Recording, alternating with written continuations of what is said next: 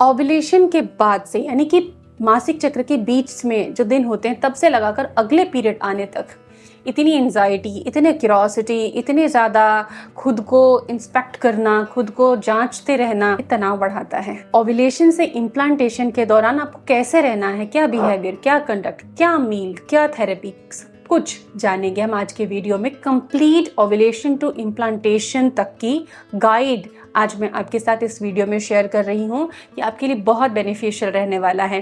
केवल natural conceive करने वालों के लिए नहीं, बल्कि जो IVF की यात्रा से गुजर रहे हैं उनके लिए भी ये यूजफुल होगा। तो चलिए इस वीडियो का लाभ उठाइए। It's totally free for all of my viewers. लेकिन हाँ, चैनल सब्सक्राइब कर दें और अपडेटेड रहें। और चैनल पर 1000+ वीडियोस हैं, आपकी प्रॉब्लम डेफिनेटली कवर हुई होगी, तो उन प्रॉब्लम्स को जाकर वीडियोस में आप देखें, सीखें, एम्पावर हो जाएं।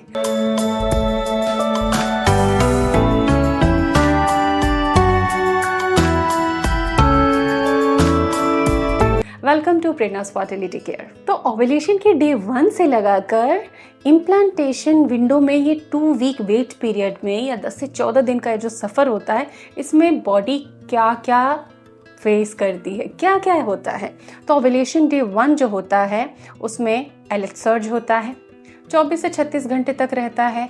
हो सकता है फर्स्ट डे या सेकेंड डे एग रिलीज हो। एग 12 से 24 घंटे तक के लिए एक्टिव होता है, या कह सकते हैं लाइव होता है। इस दौरान अगर स्पर्म मिलते हैं तो वो फर्टिलाइज होता है। तो सेकंड या थर्ड डे जाकर जब एग रिलीज होता है, उसके 24 घंटे के अंदर वो जाके फर्टिलाइज होता है स्पर्म से, और ये घटना होती है आपकी फैलोपियन ट्यूब्स में। तो अब जो गैमेट्स थे दोनों, male gametes and female gamete, वो अब बन गए जाइगोट, और अब ये रोल ऑन करते करते फैलोपियन ट्यूब से पहुंचते हैं यूट्रस में, और यहाँ आते आते उनकी स्टेज पहुंच जाती है ब्लास्टोसिस्ट की। रैपिड ग्रोथ होता रहता है, सेल डिवीजन होता रहता है, और वो आगे बढ़ते रहते हैं यूट्रस की ओर, जो उनका फाइनल डेस्टिनेशन होता है। 7 से 10 दिन की प्रक्रिया होती है जब तक वो यूट्रस में पहुंचता है। फिर चालू होता है डिगिंग, यानी कि यूट्रस की परत को खोद कर वो ब्लास्टोसिस्ट उसमें इम्प्लांट होता है, अपना एक शेल बाहर छोड़ देता है, उसमें इम्प्लांट होता है। यहाँ जिंक का, कैल्शियम का, गुड ब्लड फ्लो का, आपकी अच्छी एक्सरसाइज का, आपकी अच्छी हाइड्रेशन का, पानी पीने का, तनाव का, बहुत सारी चीज़ों का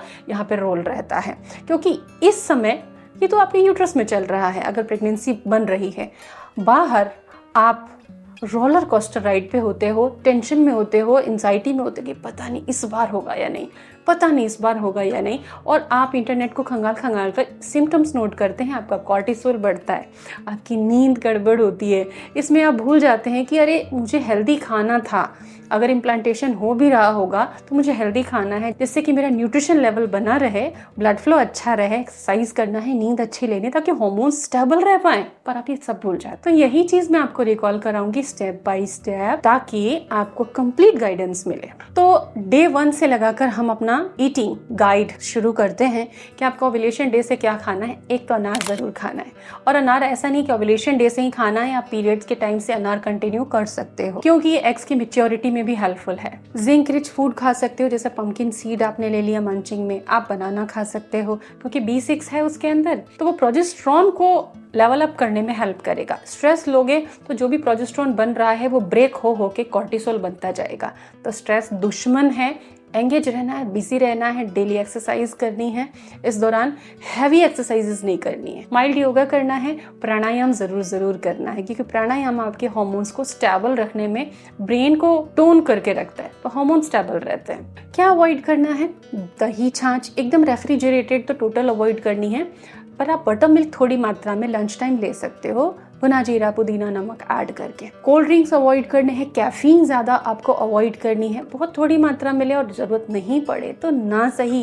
इसके लिए मैंने सब्स्टिट्यूट दिया है कि आप लेमन टी यूज़ कर सकते हो। प्रीवियस डेज में ही मैंने पूरा वीडियो शेयर किया है। डे 3-4 में आप क्या कर सकते हैं, लाइट वॉक आप करें, सुबह शाम आप वॉक करें, धूप में भी घूम सकते हैं मॉर्निंग में, और शाम को डिनर के बाद आप थोड़ा वॉक कर सकते हैं। सोते समय प्राणायाम करें, अपने नावल में ऑयलिंग आप कर सकते हैं, पैर के तलवों की हल्की मसाज कर सकते हैं, हेड मसाज ले सकते हैं, रिलैक्सेशन के लिए ब्रीथिंग कर सकते हैं सोने से पहले। आप दूध ले सकते हैं, भिगोए हुए बादाम ले सकते हैं, खजूर का इस्तेमाल कर सकते हैं। ये चीज़ें क्या हैं, ये वूम्ब को नरिश करती है, थोड़ी वार्म होती है टेंडेंसी के अंदर।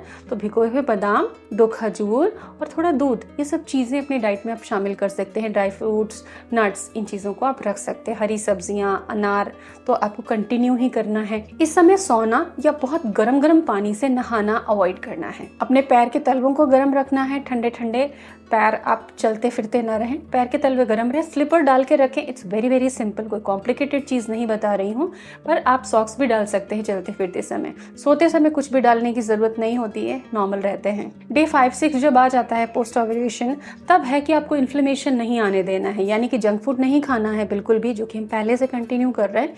शुगरी चीज़ों को अवॉइड करना है, बेकरी आइटम्स को टोटल अवॉइड करना है, गुड फैट खाना है, अखरोट ज़रूर खाना है अब से आपको। नाड़ी शोधन प्राणायाम करना है आपको, सुबह भी और शाम भी 10-10 रिपीटेशन।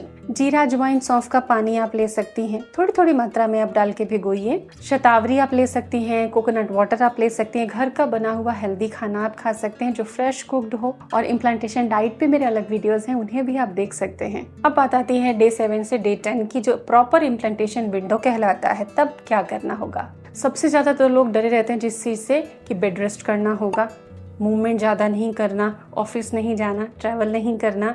तो ये कितना सारा भय और मिथ घूम रहा है इंटरनेट पर, इससे आप बचिए। नॉर्मल रूटीन एक्टिविटी करनी है, अदरवाइज आपको स्ट्रेस होगा। ऐसा ट्रैवल नहीं करना है, बम्पी सड़क से नहीं जाना है। 2 व्हीलर राइड करना है तो स्पीड कम रख के चलाना है कि सड़क तो नहीं हम सुधार सकते, लेकिन उसके धक्कों से बच सकते हैं। पैर के तलवे गर्म रखने हैं, बहुत गरम गरम खाना नहीं खाना है, गरम मसालों से बचना है, लाल मिर्च का इस्तेमाल नहीं करना है आपको। रात को टाइम से सोना है, सुबह जल्दी उठना है।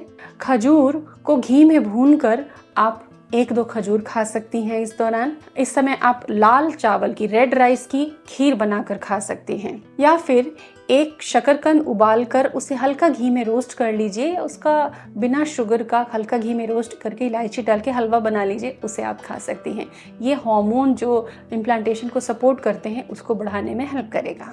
इस समय क्या सप्लीमेंट्स खाने चाहिए? अगर आप पहले से कोई सप्लीमेंट ले रही हैं तो इन सारी चीज़ों को जो मैं बता रही हूँ उसको टैली कर लीजिए। अदरवाइज अपने हेल्थ केयर प्रोवाइडर से आप सजेशन ले सकती हैं कि मुझे सप्लीमेंट्स की नीड है। अगर आपकी बॉडी में डेफिशिएंसी है तो आपको ओमेगा 3 लेना चाहिए। डाइट से अच्छा ले रहे हो तो सप्लीमेंट की नीड नहीं है।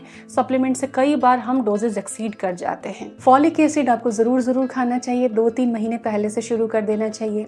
1.5 से 200 mcg आप रोज़ फॉलिक एसिड ले सकती हैं। विटामिन D3 ले सकती हैं आप कैल्शियम के साथ में या अलग अलग।